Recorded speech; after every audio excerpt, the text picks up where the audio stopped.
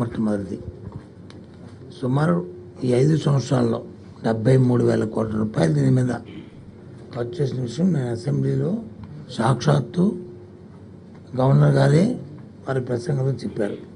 మా ప్రభుత్వం ఈ 5 సంవత్సరాల్లో, ఈ 4 సంవత్సరాల 10 నెలల కాలంలో ఇప్పటికీ 73,000 కోట్ల రూపాయలు దీని మీద ఖర్చు చేసిందనే విషయాన్ని వారు చెప్పిన విషయం మీకు తెలుసు.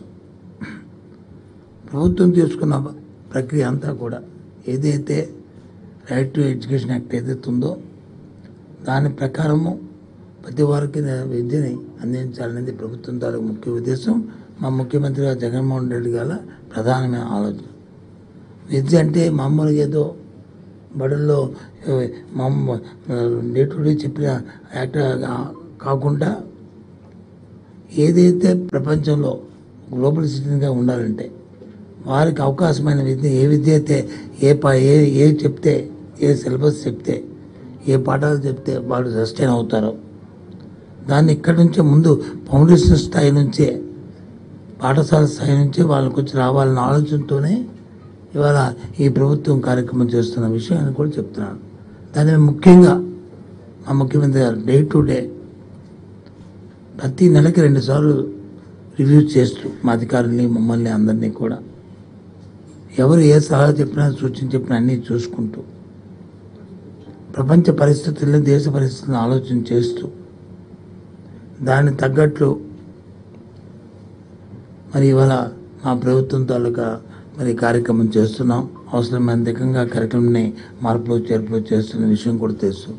ప్రభుత్వంలో ఉన్న 45,000 పాఠశాలలు ఏవైతే ఉన్నాయో అన్నింటిలో కూడా మనం మొన్న కాక ఒక వారం రోజుల కింద మనం చూసాం, ఐబీతో ఎంఓయూ చేసుకున్నాం మనందరం కూడా. ఎందుకంటే ఏదైతే ఇందాక చెప్పిన ప్రపంచ స్థాయిలో వచ్చి స్టూడెంట్స్ సస్టైన్ అయ్యి వారికి అన్ని అవకాశాలు రావాలనుకుంటే వారికి కావాల్సిన సర్టిఫికేషన్లు కానీ, వారికి కావాల్సిన విద్య కానీ కింద నుంచి స్థాయి నుంచి రావాలని వాళ్ళు చేసుకుంటూ 1వ తరగతి నుంచే మా తాలూకు ఎస్సీఆర్టీలోనే దాన్ని ఇంకా పని చేస్తూ కంబైన్డ్గా కొలాబరేషన్తో ఎస్సీఆర్టీ అండ్ ఐబీ కొలాబరేషన్తో 1వ తరగతి నుంచి 12th క్లాస్ వరకు ఎవ్రీ ఇయర్ దాన్ని ప్రమోట్ అయిన తర్వాత 12th క్లాస్లో జాయింట్ సర్టిఫికేషన్తో చేసిన విధానం దేశంలోనే మొట్టమొదట భారతదేశంలో ఆంధ్రప్రదేశ్ చేస్తుంది. ప్రపంచంలో ఏదో 1-2 దేశాలు చేయొచ్చు, కానీ ఆంధ్రప్రదేశ్ కూడా ఆ దిశగా ఆలోచన చేస్తున్న పరిస్థితులు మనకు తెలుసు. అలాగే సిబిఎస్ని కూడా ప్రతి సంవత్సరం వాళ్ళతో ఒప్పందం చేసుకున్నాం. 1000 హై స్కూల్స్ని సిబిఎస్ సిలబస్లోకి వచ్చి మనం ట్రాన్స్ఫర్ చేసుకుని దాంట్లో మార్పు చేసి తగ్గ మౌలిక వసతులు కల్పించి ఆ కార్యక్రమాలు చేయడానికి ప్రయత్నం చేసిన విషయం మీకు అందరికీ తెలుసు. దాంతోపాటు ఇంగ్లీష్ మీడియంని మొదటి పెట్టాం. దాంతో ఆ ఇంగ్లీష్ మీడియంలో విద్యార్థులకి అవగాహన, తర్ఫీదు, బాగా లెర్నింగ్ ఇంగ్లీషు, స్పీకింగ్ ఇంగ్లీషు రావాలనే ఉద్దేశంతోనే టోఫిల్ నుంచి 3rd క్లాస్ నుంచే మరి ప్రైమరీ అలాగే ఇవి అని పెట్టి ఎగ్జామ్స్ పెట్టి వాళ్ళు చేసిన విషయం కూడా మీ అందరికీ తెలుసు.